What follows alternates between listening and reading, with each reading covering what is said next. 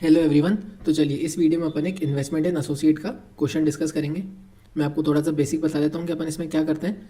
सबसे पहले associate company क्या होती है। अगर एक कंपनी ने, फॉर एग्जांपल कंपनी ए ने कंपनी बी के मोर देन इक्वल टू 20%, यानी 20% या उससे ज़्यादा, लेकिन less than equal to 50% of equity shares में इन्वेस्ट करा, तो क्या होगी, सामने वाली हमारी एसोसिएट बन जाएगी। हम कौन हुए, इन्वेस्टर हुए। सामने वाला कौन हुआ, इन्वेस्टी हुआ। ठीक है, यानी बेसिकली क्योंकि इसमें 50% से ज़्यादा स्टेक अक्वायर्ड नहीं हो रहा है, तो बेसिकली अपन इसमें एज अ इन्वेस्टमेंट अपन इसको अपनी बुक्स में शो करेंगे। कौन, इन्वेस्टर। मैंने किसी की बुक्स में, मैंने किसी के इक्विटी शेयर्स में इन्वेस्ट करा, मैं उसको मेरे असेट साइड पे शो करूंगा। मैंने इन्वेस्ट करा यानी मैंने असेट खरीदा, बिल्कुल। अब अगर सामने वाले की बुक्स में, अगर मान लो कि सामने वाले को कोई प्रॉफिट हुआ, उस प्रॉफिट का अपन उतना हिस्सा रिकॉग्नाइज कर लेंगे। सामने वाले को कोई लॉस हुआ, उस लॉस का हिस्सा रिकॉग्नाइज कर लेंगे। मान लो सामने वाले की ओसीआई में कुछ इंक्रीज हुआ, रिकॉग्नाइज कर लेंगे उसका हिस्सा हमारा। कुछ ओसीआई लॉस हुआ, रिकॉग्नाइज कर लेंगे। कुछ उसने डिस्ट्रीब्यूट करा, उससे अपने को मिला, अपना रिड्यूस हो जाएगा इन्वेस्टमेंट।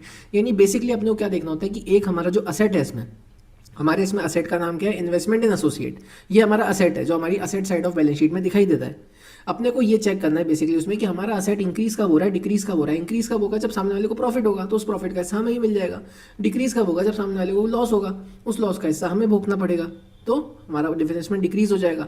तो अपने को बेसिकली ये चेक करना है कहाँ पर हमारा इन्वेस्टमेंट रिड्यूस हो रहा है, कहाँ पर इन्वेस्टमेंट इंक्रीज हो रहा है। बस इतना अपने को इसमें चेक करना हो। कुछ बेसिक सी एंट्रीज अपने को इसमें करनी है, बेसिक से एडजस्टमेंट इसमें अपने को करने होते हैं। इंड एस 28 के हिसाब से अपन इसकी अकाउंटिंग करते हैं, जो कि इक्विटी मेथड होता है। चलो अब अपन क्वेश्चन करते हैं, क्वेश्चन के साथ साथ अपन इसकी एंट्रीज समझते जाएंगे। चलो क्या लिखा है क्वेश्चन में, एक second. On 1 April 2019 investor limited acquires 35% interest in another entity XYZ limited. यानी इन्वेस्टर लिमिटेड एक एंटिटी है, उसने XYZ एंटिटी के 35% इंटरेस्ट एक्वायर का 35% शेयर खरीदे। Investor limited determines that it is able to exercise significant influence over XYZ limited. Investor limited has paid a total consideration of 47,50,000, यानी 47,50,000 में अपन ने उस असेट को खरीदा। मेरी बुक्स में अभी 47,50,000 में वो असेट दिख रहा है, ठीक है। At the date of acquisition, the book value of XYZ net assets was 90 lakh and the fair value was 1 crore 10 lakh.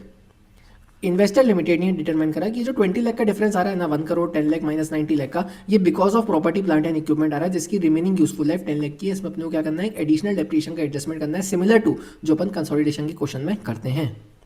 During the year XYZ limited made a profit of 8 lakh. 8 lakh का profit हुआ सामने वाले को, यानी इस 8 लाख का 35% हमारे हिस्से में आएगा, यानी इस कॉस्ट ऑफ इन्वेस्टमेंट में वो ऐड हो जाएगा, प्रॉफिट हो रहा है, इंक्रीज होगा अपना असेट उस प्रॉफिट से। XYZ limited paid a dividend of 12 lakh. सामने वाले से हमें कुछ मिला, यानी डिविडेंड का हिस्सा जो हमारा होगा वो इस 47,50,000 से माइनस होगा, यानी असेट डिक्रीज होगा, बिल्कुल।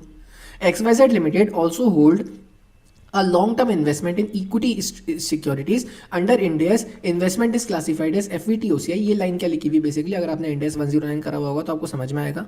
मैं आपको बता दूं, Ind AS 109 के भी सारे क्वेश्चंस मॉड्यूल के अपन ने कर रखे हैं, प्लेलिस्ट आपको अवेलेबल है यूट्यूब पर, आप चेकआउट कर सकते हैं। दूसरी बात, क्या लिखा है इस लाइन का क्या मतलब है। अगर आपने इन 109 पढ़ा है तो ठीक है, लेकिन मैं आपको शॉर्ट में बता देता हूँ कि इन डेस 109 में अपन हमारे असेट को FVTOCI मेथड पे अगर वैल्यू करते हैं। FVTOCI वैल्यू एक मेथड होता है वैल्यूएशन करने का फाइनेंशियल असेट का। अगर FVTOCI वैल्यू मेथड से फाइनेंशियल असेट वैल्यू होता है, तो उसके कोई भी फेयर वैल्यू के जो इंक्रीज या डिक्रीज होते हैं वो कहाँ जाते हैं, OCI में जाते हैं।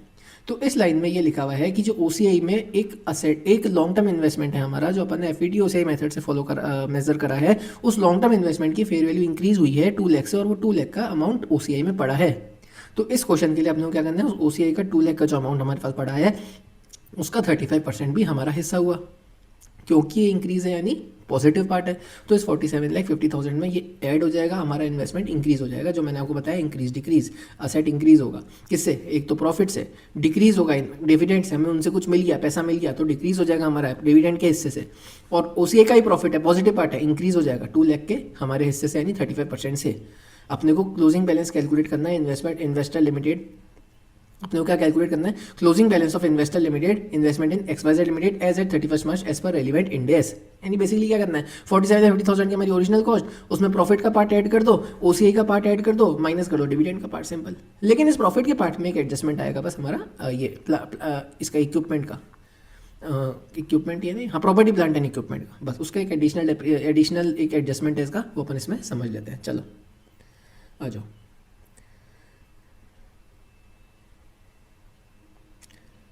सबसे पहले अपन गुडविल कैलकुलेट कर लेते हैं। गुडविल कैसे कैलकुलेट करते हैं अपन? कॉस्ट ऑफ इन्वेस्टमेंट माइनस उनके fair value of net assets का हमारा इतना हिस्सा कितना है।